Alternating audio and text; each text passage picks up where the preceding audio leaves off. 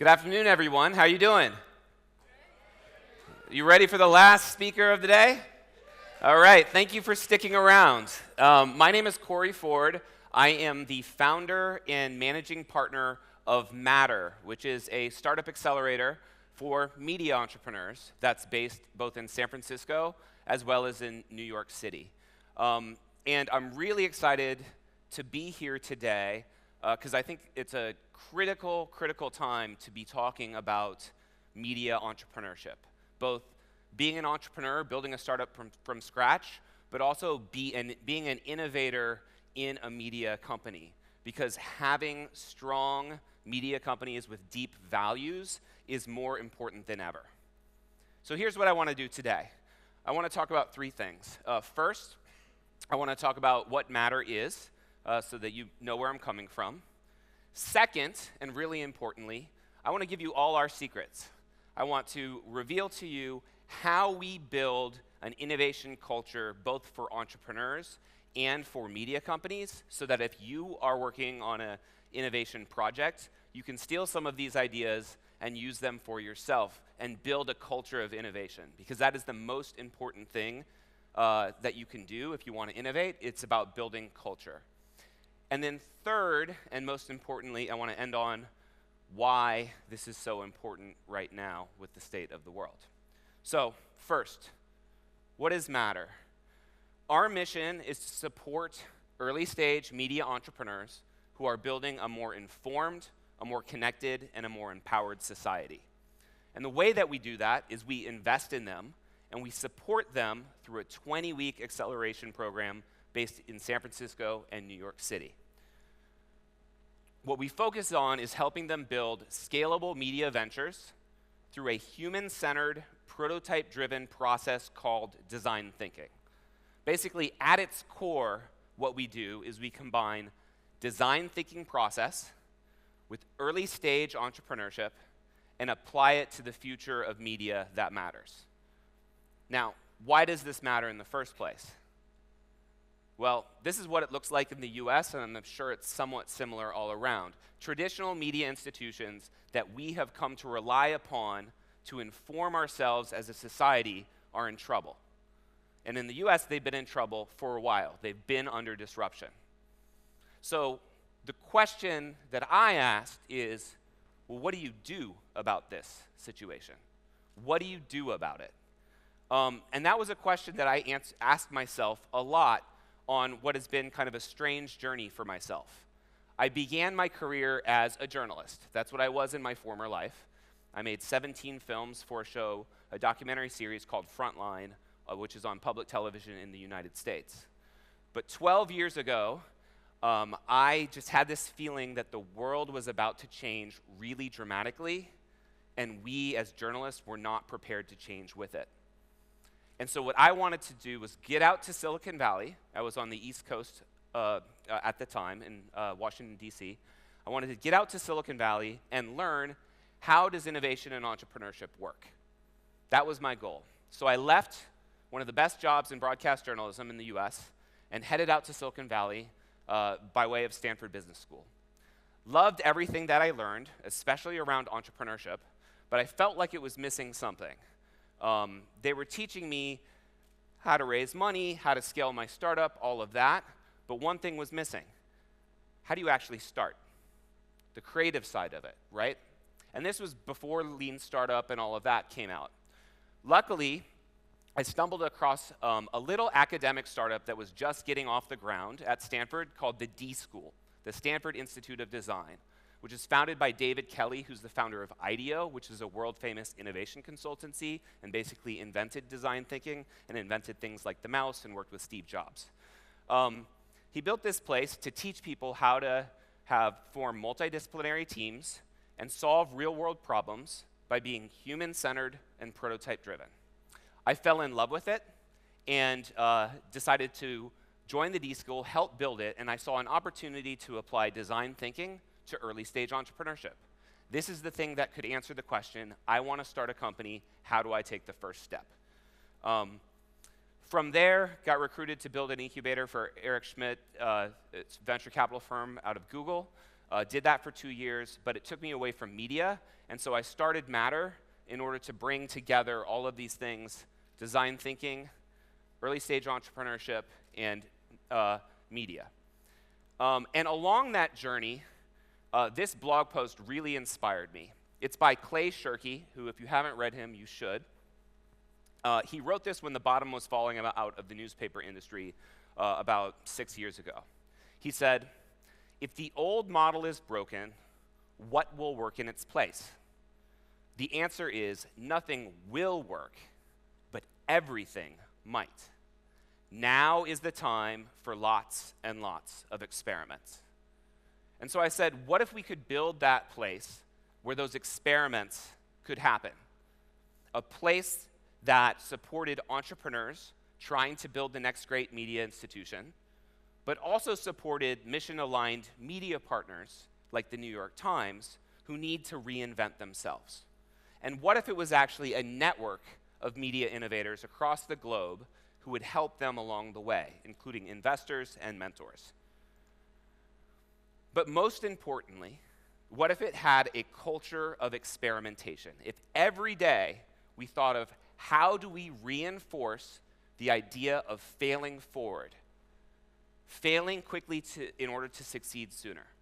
And if there's one thing I want you to take away from this talk, because this was the insight I had when I moved out to Silicon Valley, it's failure. How you look at failure in your culture is the thing that is going to make the difference between whether you're innovative or not. Do you embrace it as a way of learning fast, or is it something that you never want to touch or be a part of or be associated with? That's going to be the difference of whether you can build an innovation culture or not. And finally, a community. Building a community over 150 plus mentors to support these entrepreneurs along the way. Well, we built that place, and it's called Matter. We launched in San Francisco in December of 2012, and just last year, we expanded to New York City. So now we are linking both the entrepreneurship capital of the world and the media capital of the world. We've supported 109 entrepreneurs, over 49 companies, and we have 12 media partners who both invest in us and who we also support in their innovation. So this is a two-sided system that we've built to create win-wins for both entrepreneurs and for media partners.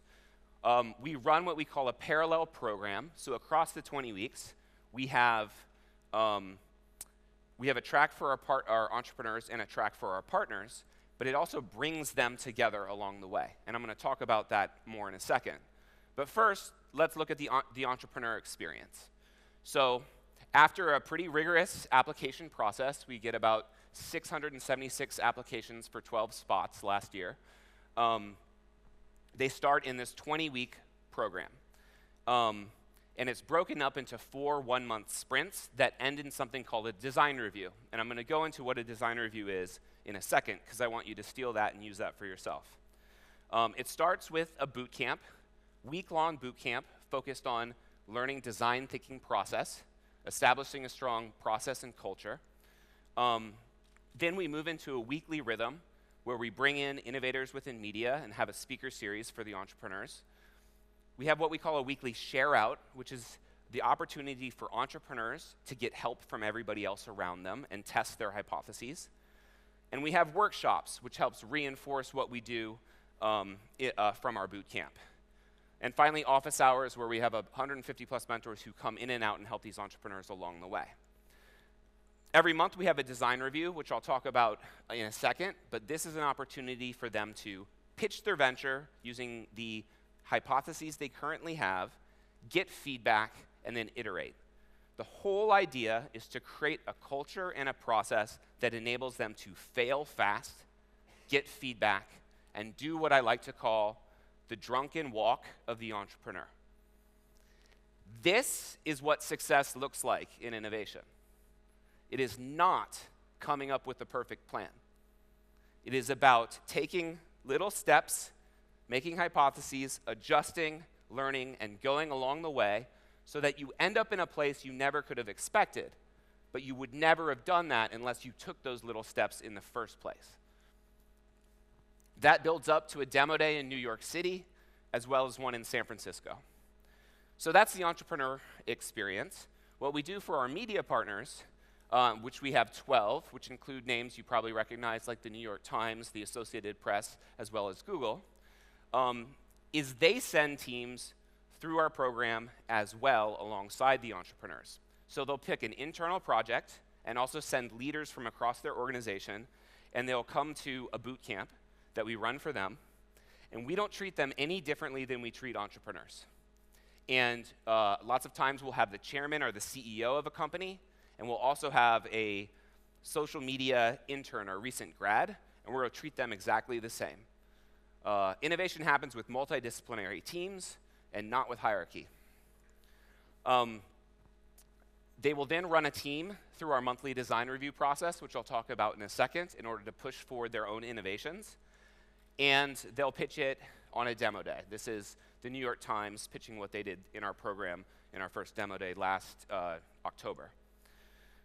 So, and along the way, everybody in this ecosystem gets help and support from mentors and investors, and it grows and it grows and it grows. And so that's an overview of what it's like. What I want to do is dive into how we run something called a design review. Because like I said, I want you to take some of this stuff and use it for yourself, right? And so let's deconstruct what a design review is. So a design review, in these 20 weeks, we do one every month. We start off with what we call baseline, then top down and bottom up, product, and then business model, growth hypothesis, and sustainable competitive advantage. What this is a chance for these entrepreneurs to pitch their venture and get feedback using the current hypotheses that they have. Why do we model it based on those different themes? So there are a lot of ways to deconstruct a venture. I'm going to reveal to you how we like to think about it and kind of what I've designed to help our entrepreneurs think about it. Is everybody interested in that? Yeah, okay, cool. So as an entrepreneur, you have to, or an intrapreneur, somebody who's working in an organization and wants to come up with something new, you have to actually, it's a multivariate challenge. It's hard work, and you have to iterate. So number one, top-down trends. A great entrepreneur is recognizing that there's 2 or 3 trends in the world that are colliding, that are going to create an opportunity 2 years from now. And they're positioning themselves to hit that opportunity when the world needs it. So you need to think really big, really top down. But counterintuitively, you also have to think bottom up and very specifically. So having a bottom up point of view, who is the one person in the world you are designing for? One. What is their need? What context are they in? Where are they? And do you have deep insights around that person? And between the top down and the bottom up, you develop a minimum viable product. Or actually, as I like to use now, a minimum desirable experience. From there, obviously you need to figure out how's this going to make money to be sustainable. You need to figure out how do you defend it from others trying to take it away, which is called a sustainable competitive advantage. And you need to develop a growth hypothesis. How do you get more customers? How does it grow? And we heard some good things about that a couple talks ago. All of this has to wrap together in a story. So anybody, who's a journalist out there? Raise your hand. Congratulations, you actually have great training to be an awesome entrepreneur or venture capitalist. I did not know this when I was a journalist. But if you can tell a story, and I would recommend a character-driven narrative story, that's what can take these complex variables and put them together into a story, into a pitch, that first you can understand, and second, other people can understand, including investors.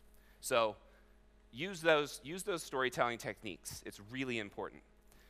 So that's how we think about things, and we theme each of our design reviews based on what I just laid out. And this is what it looks like. So this is our San Francisco space.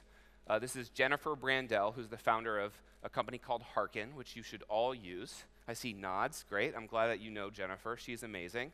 Hearken. Check it out. Use it in your organization. Um, so in this design review, she's putting together her business plan and everything, and she's going to pitch. She comes in, and she doesn't know, should she go left or should she go right? We say, just pick one, pitch it really hard, and then get feedback. So we assemble a panel of about 5 different experts who've never seen it before, and it's all about getting feedback. We also have about 50 mentors in the crowd who will give them feedback as well.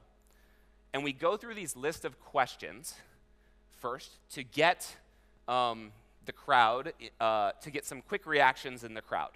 So I won't go through all of them because I don't have time, but we have these on our website, and I would actually ask you to do this the same. Ask yourself, can you answer all these questions about what you're building? Number one, does your excitement outweigh your hesitations when you hear this pitch? Ultimately, at the end of the day, if you want investment or if you want your boss to sign off from it, you need to move them from a place of being hesitant to a place of being excited. It's that simple. But you have to answer all these questions to do that, including, do the top-down trends make this space worth pursuing, etc. Feel free to take a picture of that or look on their website. I don't have time to go through all of them, but if you're an entrepreneur, you need to be able to nail these questions. Do you need to be able to nail them now? No. But you need to be constantly iterating on them so that they all finally come together and work.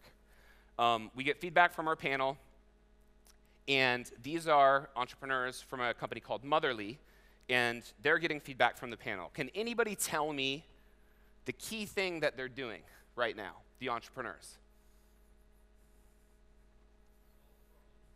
Yeah, they're solving problems, right, but in this moment, they're taking notes. They're listening and they're taking notes.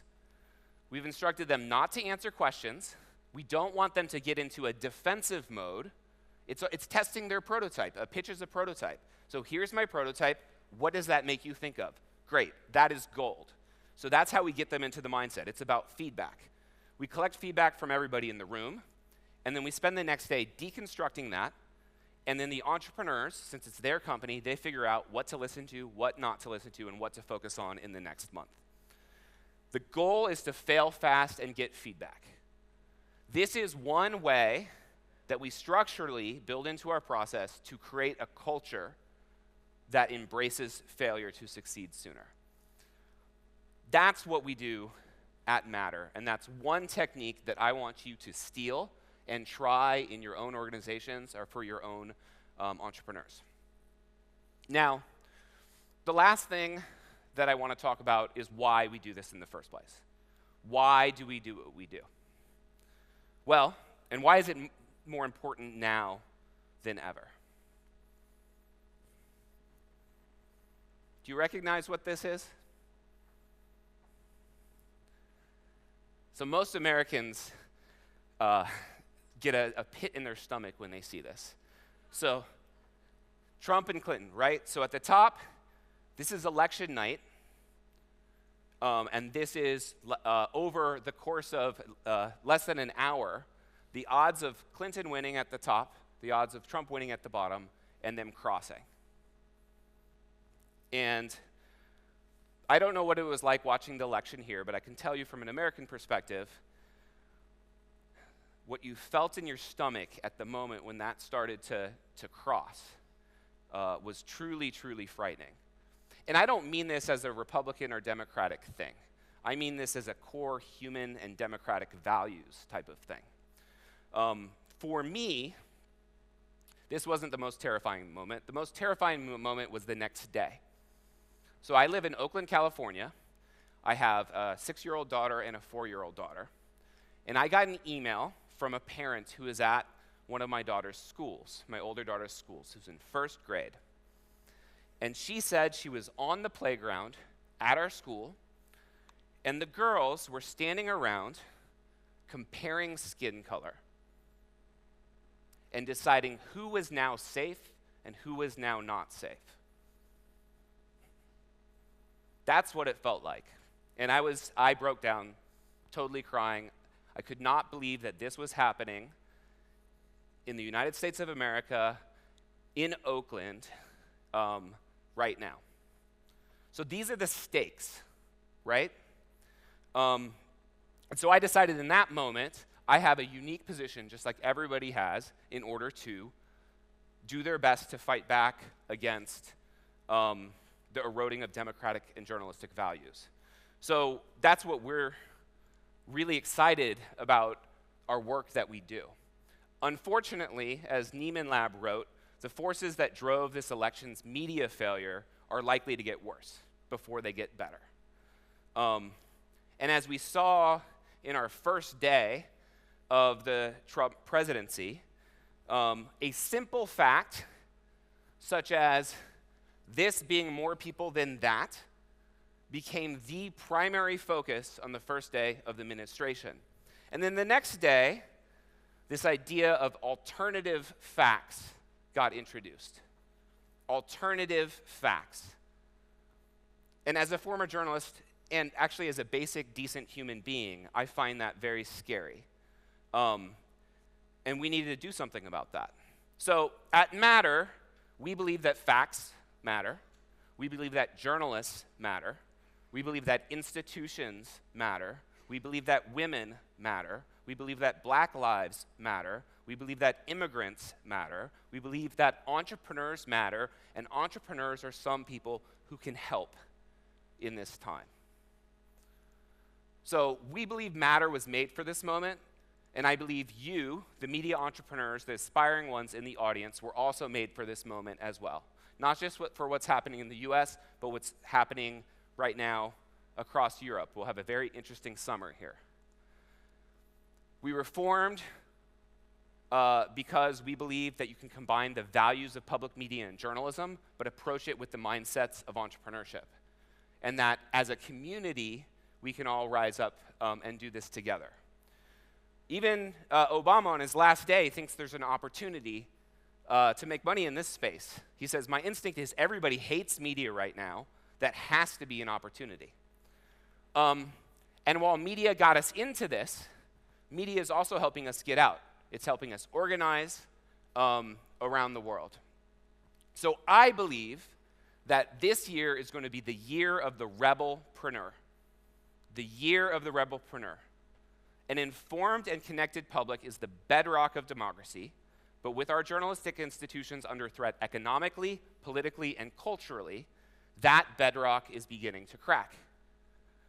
We need to strengthen our media ecosystem, and we believe that the seeds of the next great media institutions will be planted this year, right now, by courageous entrepreneurs who make the leap to build ventures that speak truth to power, close the empathy gap, and take a radically inclusive approach to amplifying the voices of not just all Americans, but all people. So over the next 4 years, we're betting on 300 entrepreneurs across 100 ventures to take big swings at this, to build a more informed, a more empathetic, and a more inclusive society by 2020. Applications for our next program, if you want to go on this journey, we're ready to hear from you. They're now open. You can go to our website, matter.vc, that's matter.venture capital/apply, and please send your ideas, send your startups our way. We launch our next program on June 5th, and for anybody who has any media partners out there, we'll launch the next one on May 15th. And then we're going to lead up to 2 cohorts a year that we're going to run all the way through the end of 2020. So even if you're just thinking about it right now, what type of problems should you solve? Well, this was last week on one of our whiteboards with our partners, and here are some ideas that we came up with that might spark your interest. Fake news and truth. We've already heard a lot about that here. You have any problems for it, solutions for it? We want to tackle it. Security. There's a lot of journalists out there who are using ways of communicating that aren't necessarily secure right now, right? So is everybody familiar with something called Signal? If you don't have Signal, you should download it, especially if you're a journalist. We see an opportunity in this space of combining great user experience with with security. And for those of you who use something like Slack, great user experience. Security is actually terrible right now, right? Does anybody have a solution for that? Inclusion and diversity. In the United States, journalists are less diverse than they were in the 1970s. Less diverse than they were in the 1970s. Just at a moment when we have crazy things like executive actions that have a Muslim ban, when people of color can be hurt more than ever. They need to have their voices represented. Trust, new business models, experimentations around business models, and of course, emerging technology, VR, AR, anything that can push the media industry forward. So those are some of the problems we're solving. Again, if you're interested in joining us on this mission, go to matter.vc/apply, and please join our community changing media for good. Thank you.